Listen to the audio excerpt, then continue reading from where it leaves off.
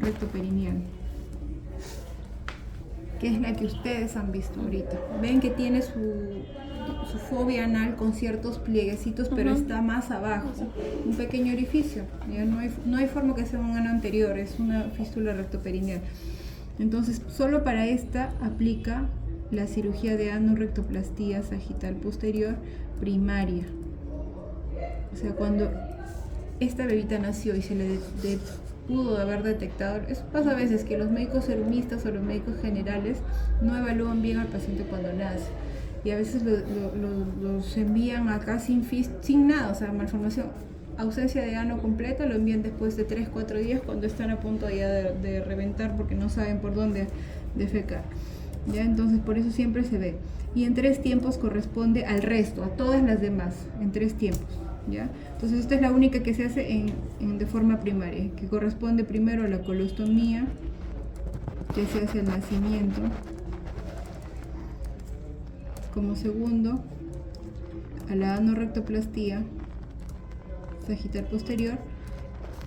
Entre esta y esta hay un estudio que se hace que es el colostograma, que vamos a ver para qué sirve. Y la tercera que es el cierre, después de las dilataciones. Cierre de colostomía o la restitución de tránsito, que es lo mismo, que seguramente han visto en cirugía. Ya, entonces, antes de llegar a este punto, cuando su bebito nace y ya le diagnosticaron, siempre es bueno hacer una búsqueda de otras malformaciones, como ya les habíamos mencionado, porque hay unas siglas Bactrial a las que está asociada a esto. Entonces, siempre se busca de repente alguna otra malformación, porque si yo encuentro, por ejemplo, ¿no?, un mielo meningocelio oculto o alguna masa en región sacra, me va a mí a dificultar al momento de la resolución quirúrgica, porque vamos a tener que entrar con neurocirugía para que se encargue. Entonces siempre hay que buscar. Igual si tiene una atresia esofágica o una atresia, hay que resolver primero la atresia. Y entonces siempre buscamos. Ya cuando llegamos a este punto y, por ejemplo, tenemos una malformación que no tiene fístula, que está asociada a síndrome de Down, ya lo habrán leído también, sí. ¿Ya? Entonces se tiene que hacer una colostomía. Vamos a ver. Doctora, si es que no hay fístula, entonces podría pasar colostomía, ¿no? Sí, de frente. Si tiene también fístula vía urinaria, por ejemplo, hay en las diapositivas, solo que lo vamos a ver más adelante. Vamos haciendo un repaso ya de la clasificación para hacerlo más rápido. En el caso de los varones, acá está la clasificación bonita. La única que difiere que es la cloaca y las fístulas rectoureteral y la vesical. El resto casi es la misma, ano imperforado, lo que sea. En el caso del que ustedes han visto, este es de los varones, es una fístula rectoperineal. Es decir, ustedes han visto un orificio perianal con pliegues, pero con un pequeño orificio, que es una fístula por donde sale meconio. Esta es la clasificación, por ejemplo, la más baja de todas las que hay. Entonces, la que mejor pronóstico para continencia tiene. ¿Por qué? Porque nosotros lo primero que nos fijamos es en esto, la anatomía del paciente. En un corte sagital ustedes tienen que aprender a identificar la uretra, el recto sigmoides, el tejido adiposo, el hueso sacro, porque acá a veces hay masas ocultas. Y lo más importante que ustedes tienen que preservar durante la cirugía, que es el complejo muscular que tiene el esfínter anal. Ese esfínter es el que le va a dar la continencia a mi paciente para que después de la cirugía pueda defecar de forma normal. Entonces aquí, por ejemplo, el recto se ha ido muy cerca de la fobia anal, pero no está lejos. Y acá el desarrollo de la musculatura está bueno. Entonces al momento de la cirugía lo único que queremos hacer nosotros es incidir por este plano, llegar al recto y traerlo hacia la parte central de este músculo para que lo abrace y pues pueda tener una mejor continencia después. La forma de presentación, por ejemplo, de en los varones es de 3 tipos: una asa de cubeta y unas perlas de meconio. O sea, cuando ustedes tengan de repente en algún momento a un paciente así y vean cualquiera de estas 3 formas de presentación, pues ya saben que es un paciente candidato para cirugía. ¿Ya? En esta, por ejemplo, que es la fístula rectoureteral, puede ser vulvar o prostática.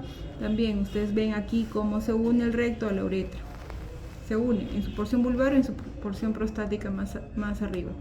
Pero miren acá el complejo muscular. Hasta aquí este punto, hasta la rectoureteral vulvar, el complejo muscular todavía está bien desarrollado. A partir de acá empieza a invadir el tejido adiposo y a aplanarse el músculo.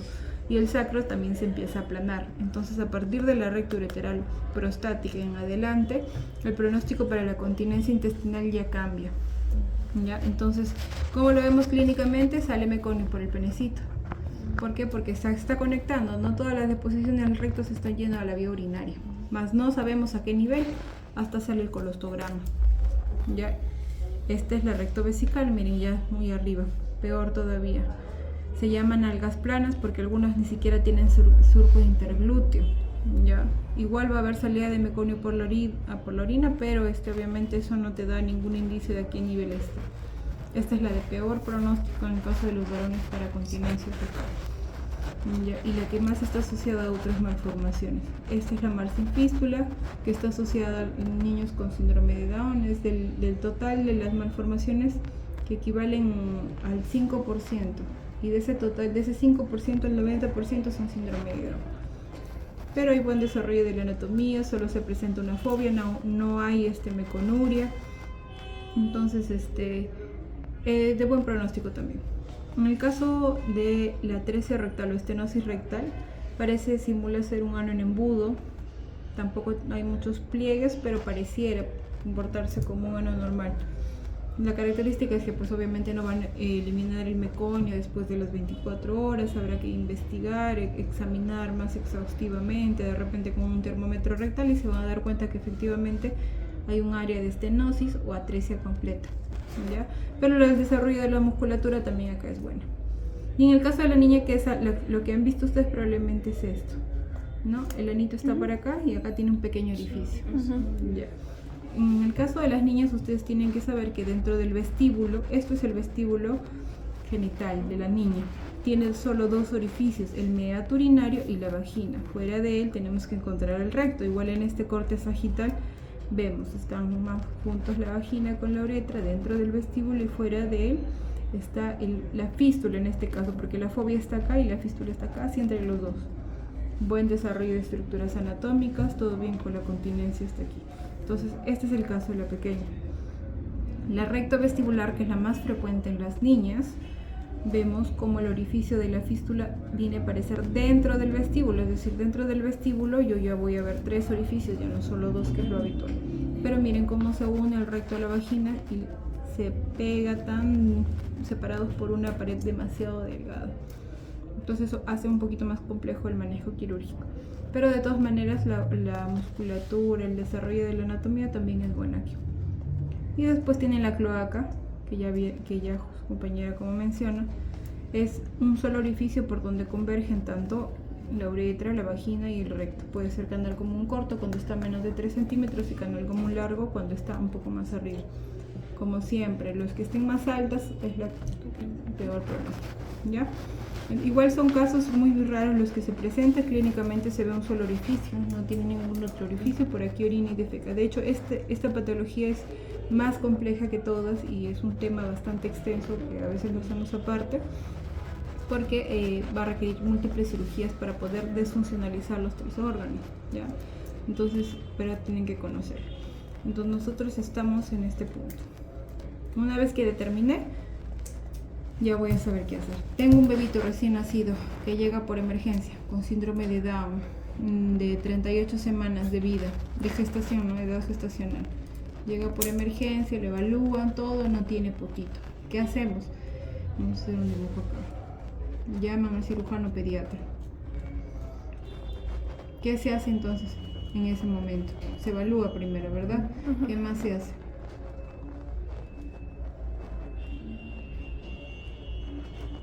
Los análisis. Ya, ¿qué análisis pido? Hemograma, perfil de coagulación, también podría ser electrolitos. Ya.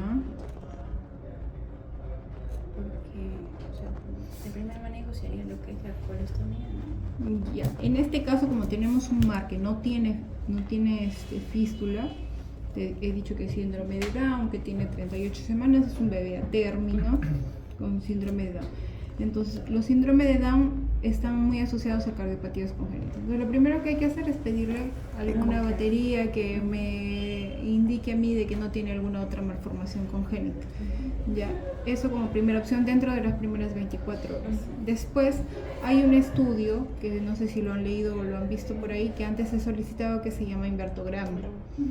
Ya, es un estudio radiológico que hacemos, bueno, ya no lo hacemos en realidad, porque es un poco traumático y muy peligroso para el paciente, porque hay que ponerlo de cabeza.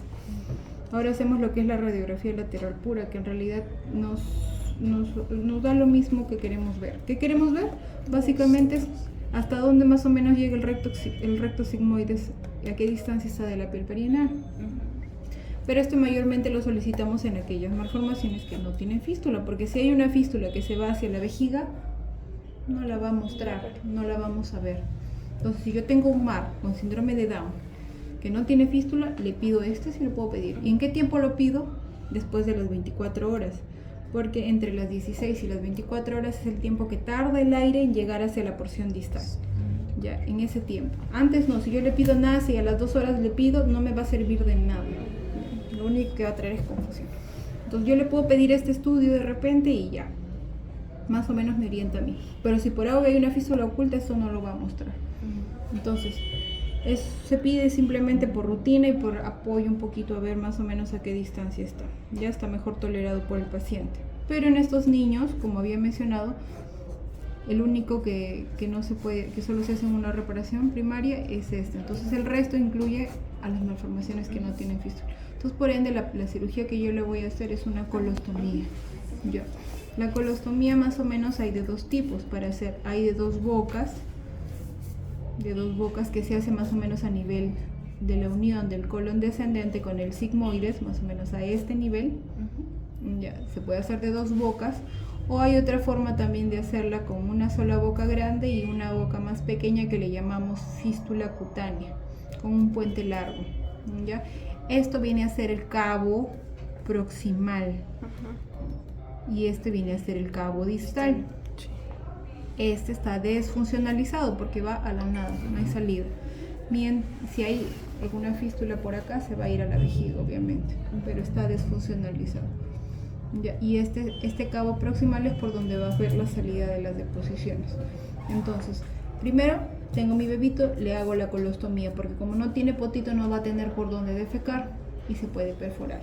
Tiene que hacerse al menos después de las 24 horas, con el paciente hemodinámicamente estable, después de ya haberle pedido todo. Ya, una vez que hago mi colostomía, en el caso de las malformaciones que no tienen fístula, podemos hacerle así a doble boca, porque si existiera una contaminación fecal urinaria, por ejemplo, la deposición sale por acá y se pueden meter este cabo, se van a quedar acá, o sea, no se van a ir a la vejiga. Si tenemos una fístula recto vesical o recto ureteral, bien sea vulvar o prostática, que vulvar es la más frecuente de los varones, entonces optaría por hacer este tipo de fístula, porque esta pequeña fístula que le hacemos puede ser tapada por la bolsa de colostomía, entonces evitamos la contaminación fecal urinaria. Por acá las deposiciones salen, se meten acá y se pueden ir a la vejiga. Y en este caso son pacientes que están cursando con ictus recurrente. ¿Ya? Entonces, eso es elección del cirujano, pero algunas traen más beneficios que otras. Entonces, una vez hecha la colostomía, a los más o menos 6 meses, ¿para qué la hacemos precisamente? Una, para descomprimir las asas y que pueda defecar. La otra es porque a los 6 meses nosotros hacemos el colostograma distal de alta presión. ¿En qué consiste el colostograma y para qué lo hacemos? Sea independientemente de que sea un Downcito, que no tenga fístula, o que sí tengamos la sospecha de que tenga fístula, el procedimiento consiste en meter una sonda Foley por el cabo distal que está desfuncionalizado, le inflamos el globito para que la sonda no se vaya a salir y pasamos una sustancia de contraste a mucha presión con la finalidad de que se pinte. Se va a pintar todo el recto distal, la porción distal. Vamos a poner un electrodo de repente en la zona de la fobia anal, vamos a medir la distancia. Acá está, por ejemplo, está súper cerca, aquí está más lejano, porque eso nos va a orientar a nosotros más o menos para saber cuánto abordaje vamos a tener que incidir por la vía sagital posterior. Y obviamente que lo principal es para determinar si tiene una fístula urinaria. En este caso, por ejemplo, en esta imagen ven cómo el contraste se ha ido a vejiga, se llenó la vejiga, más o menos la uretra se pinta por acá. ¿Ya? Entonces lo hacemos precisamente y principalmente por eso, sobre todo en las malformaciones que tienen fístula vía urinaria o que tenemos la alta sospecha. ¿Ya? Entonces esto se hace a los 6 meses. Después que tenemos este estudio, inmediatamente podemos a los días programar a nuestro paciente para la anorrectoplastía sagital posterior. ¿Ya? Una vez que programamos la anorrectoplastía, ya se operó, se hace el anorrecto, que normalmente la técnica se las voy a explicar más. Mejor cuando esté más grande las diapositivas. Aquí hay unas imágenes en vivo. Al paciente lo ponemos así, en decúbito prono, para tener una mejor visión de la región posterior. Y hacemos un marcaje. Ya lo estoy explicando mejor. Lo que nosotros queremos es saber a qué nivel está el esfínter, ¿no? Porque es lo que tenemos que preservar. Entonces, con el electrocauterio, ¿sí han entrado a la cirugía general? No. No. Son piñas. ¿Ninguna vez? ¿Dónde han rotado? Acá. Es que está prohibida. ¿Con quién han rotado? Pobres. Pero no está prohibido todos los 6 meses. Al inicio sí se podía. Pero solo hemos hecho 2 meses de cirugía. Pero yo bueno. ¿Ni en los guardias? ¿En los guardias los ha hecho venir tampoco? No. Dice que no nos iban a dejar entrar, así venga. No, a veces en las tardes y en las noches se puede. En las mañanas sí difícil porque es el mayor movimiento, ¿ya? Pero yo a veces a uno que otro sí le estaba haciendo entrar como alumno de enfermería, porque a los de enfermería sí les dejan. Pero ya bueno. El electrobisturí es como un lápiz que pasa corriente, ¿no? Nosotros le pasamos todo músculo, si le pasamos corriente se contrae. Nosotros, que es un lápiz azul, un lápiz azul que quema. Le pasamos en toda la zona perianal, o sea, en esta zona que vieron inicialmente, antes de hacer cualquier incisión, vamos quemando. Y el músculo empieza a saltar. Donde encontramos la mayor contracción es que nosotros hacemos nuestro marcaje. Por ejemplo, acá. Encontramos la mayor contracción en esta zona, entonces hacemos nuestro marcaje con una seda negra. Es allí a donde nosotros tenemos que llevar el recto. ¿Ya? Entonces vamos, abrimos por planos, obviamente, no piel, celular subcutáneo, hasta que encontramos el músculo, con cuidado también de no lesionarlo, encontramos el saco rectal que está cerrado. Una vez que lo encontramos, lo agarramos y seguimos disecando por los bordes con la finalidad de soltarlo un poco más para que llegue hacia la zona que queremos que llegue. Abrimos, ponemos puntos de tracción y seguimos hasta descenderlo, para que finalmente podamos llegar a esa zona. Una vez que llegamos a la zona que queremos, empezamos a cerrar abrazando con el músculo, vamos cerrando y al final va a quedar así. Ya, no es una cirugía sencilla, es una cirugía que dura un promedio de 4 horas. Ya, si tiene fístula se puede extender hasta 5 o 6 horas. Ya, entonces, una vez que se hace la anorrectoplastía sagital posterior, en este paciente en particular que no tiene fístula, en el día 15 posoperatorio, inicia exactamente en ese día, y eso sí está descrito en la literatura, en el día 15 inicia el proceso de dilatación con los dilatadores de Hegar, se llaman, con las varillas de metal. Inician, en la primera semana inicia, por ejemplo, en la medida 4, en la segunda semana tiene que pasar a las 5 y así sucesivamente, una dilatación por día durante esa semana con la medida que le corresponde. Cuando ha llegado al calibre adecuado para su peso, talla, edad, viene por consultorio externo, obviamente le vamos haciendo seguimiento. Cuando ha llegado a la dilatación esperada, pues que es más o menos pasando los siguientes 6 meses, es decir, más o menos al año de vida, entre el año y el segundo año, dependiendo, a veces los papás también porque tienen alguna cardiopatía o algún problema no los traen a tiempo, se le hace la restitución o cierre. Es decir, estas dos bocas las unimos, hacemos una anastomosis, término terminal. Ya, cierre de colostomía o restitución de tránsito, y ahí queda nuestro paciente con sus 3 cirugías. Obviamente que en este camino a seguir, si el paciente es cardiópata, como nos ha pasado, que tenga que ser operado también del corazón, hay que esperar cuál tiene prioridad. A veces es mejor resolverlo de una vez y se vaya a Lima que lo operen del corazón, o si la mamá prefiere que se opere primero del corazón, lo llevará. Igual si hay alguna malformación genitourinaria. Esta semana iba a venir, por ejemplo, un pequeño para restituirlo. Pero como tenemos la sala limitada, tenemos que primero operar a ese, porque si no, ese se va a quedar esperando que se opere hasta la otra semana. Es un niñito, de hecho creo que es uno de estos del caso que está aquí. Es una malformación anorrectal con fístula recto vesical. Creo que es él. Que ya tiene su anito, ya está bien dilatado, pero tiene 2 años, ya ves, la mamá no lo traía. Es un niñito, por ejemplo, que también tiene pospadia y también ha tenido dedo supernumerario. Es un síndrome Bactre. Cuando tiene más de 3 mayor o igual a 3 malformaciones asociadas, ya es un niño Bactre, se le llama. Ya, entonces él va a venir para que le cierren la colostomía de una vez, ya tiene su anito todo, pero probablemente venga el lunes para operarse esa semana. Este paciente se espera que entre el día jueves. Si por A o B tenemos suerte, puedo meter aunque sea uno, pues podrá entrar, pero no puedo meter a todos, lamentablemente, ya saben. Y así estuviera funcionando, solo dejan siempre solo a 2, antes de eso, ¿no? Solo dejan 2, entonces entraban 2 y después otros 2, o así. Ya, entonces esto es a grosso modo malformación anorrectal. ¿Tienen alguna pregunta hasta aquí? No, está entendido. No, ya está entendible entonces. Dentro de sus temas, el que les ha tocado exponer